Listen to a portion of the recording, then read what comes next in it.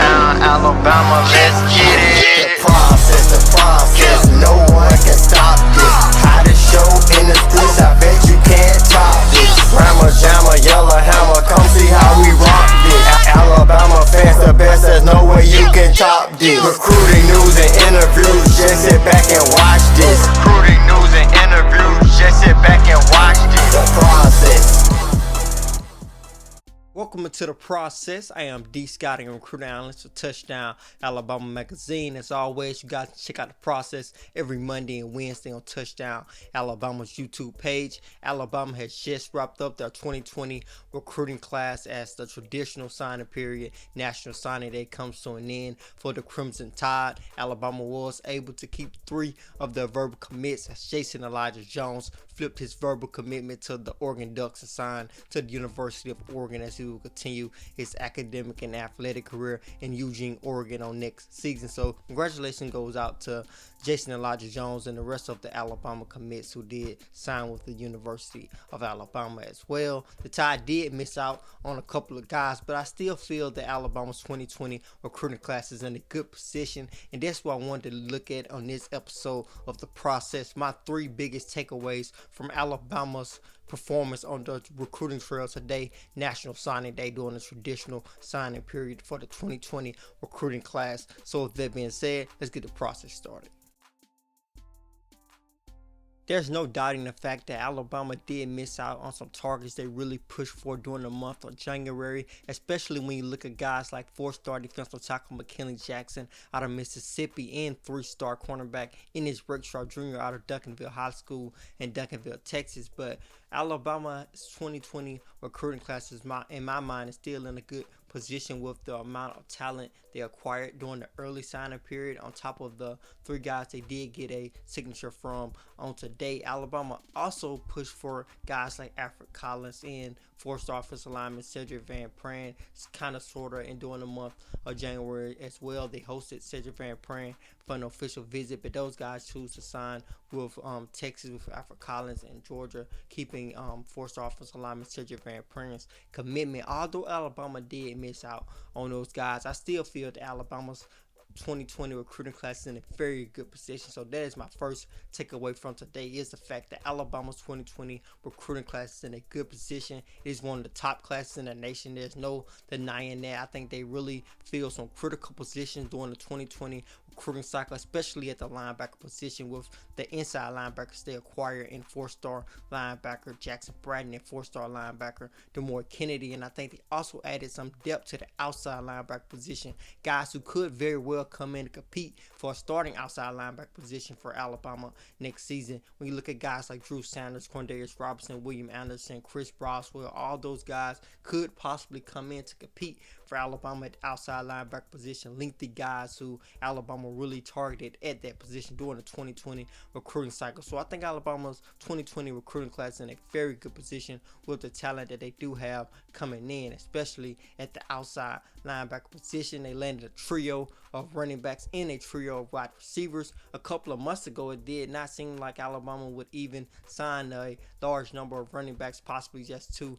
running backs, but they added on a 3rd guy in Jace McClellan, and I think Alabama's trio of running backs is very strong at the moment as well. And Alabama did land 5-star quarterback Bryce Young, and we all know how explosive he is. We all know his ceiling is the roof. His ceiling is way high, and everybody is expecting a lot out of Bryce Young. So Alabama's 2020 recruiting class is still in a good position, although they did miss out on some guys they really pushed for, and those guys are very talented, and they may go on to be very productive at the school that they choose. But I feel that Alabama is still in a good position, although they did not land those guys that they wanted to during the traditional signing period.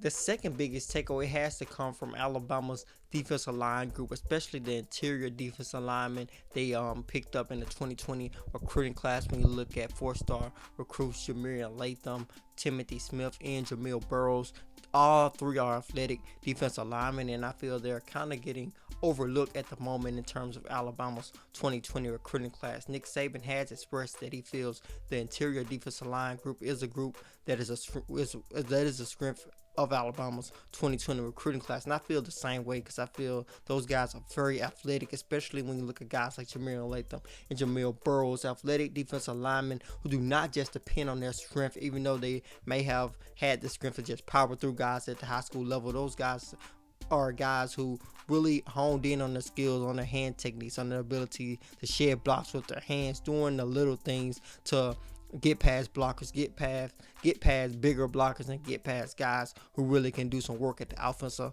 line position. I think Timothy Smith is talented, a special athlete, a guy who could easily be a 5-star recruit in Timothy Smith out of Florida Sebastian River High School. And I think that Timothy Smith is a huge pickup for Alabama. And I think this is a group that may very well have gotten all of this hype if Alabama was to land McKinley Jackson. I think a lot of fans really was taken back by Alabama not landing McKinley Jackson and felt that McKinley Jackson was the end all be all to Alabama's defensive line class. And I think that has something to do with the recruiting landscape that we are in now, especially when guys wait to sign during the traditional signing period. Their recruitment gets a little bit more hype to it. It feels like those guys are very important. Although they're good guys, they are talented recruits, they just choose to hold off their signing to the traditional signing period. McKinley Jackson is a special kid, but I think once you decide to hold off your signing to the traditional signing period, and a lot of schools are just focusing on a few guys, your recruitment does get magnified just a little bit. And I think that is what happened to McKinley Jackson's recruitment in terms of Alabama's fans really wanting McKinley Jackson. He is a special kid, and I understand that, but I think his recruitment was magnified, and Alabama missing out on him was magnified due to the fact that he held off his commitment to the traditional signing period. And I think that kind of hit Alabama's defensive line class. People not really talking about it, but I feel that Alabama's defensive line group, the interior guys that they did land, and Jamil Burrows, Jamil Latham, and Timothy Smith is a very nice group of recruits. My third biggest takeaway has to be talking about Alabama's 4-star wide receiver commit Javon Baker, giving Alabama his signature. I think this was very huge for Alabama, keeping Javon Baker's signature. This is a kid who really was getting a late push from Arkansas, the Arkansas Razorbacks. He did officially visit there during the month of January, and they did visit him at home as well, their coaching staff. And I think Javon Baker is a gifted athlete, seeing him play so many different times during the 7-on-7 circuit, competing at the Nike opening camps, and also competing in real game action. And I was very impressed with Javon Baker. Every time I saw him, he was always competitive. I know I talk about his competitiveness a lot. I know I talk about his dog mentality, is that dog that he has in him. I know I talk about that a lot when describing Javon Baker, but there's no other way to describe this athletic wide receiver. And I think Alabama holding on to his signature was huge for Alabama, especially with them wanting to add on wide receivers in the 2020 recruiting class after losing Jerry Jeudy and Henry Ruggs. Now Javon Baker joins Daiu Jones-Bell and Trayshawn Holden as Alabama's 3 wide receiver signings in the 2020 recruiting class. And I think it was very huge that Alabama held on to Javon Baker, and I think he has the talent and the athleticism and the potential to really be special in Tuscaloosa as well. That will do it for this edition of The Process. Thank you guys so much for joining me. As always, subscribe to Touchdown Alabama on YouTube to stay updated on everything with The Process and myself with Alabama recruiting. Also, download the Touchdown Alabama app. It is located in the Apple App Store as well as the Google Play Store. So be sure to download the Touchdown Alabama app today. Also, pick up a subscription to TouchdownAlabama.com to stay updated on everything Alabama football. Our subscription also comes with a yearly and annual print magazine issue. We are gearing up to release our annual and print magazine issue in a matter of weeks, which Tua Tagovailoa does grace the cover. So be sure to subscribe to TouchdownAlabama.com today so you can get your hands on that yearly and annual print magazine issue when it comes out. As always, I am Justice Smith, the scouting and recruiting analyst for Touchdown Alabama magazine. Process.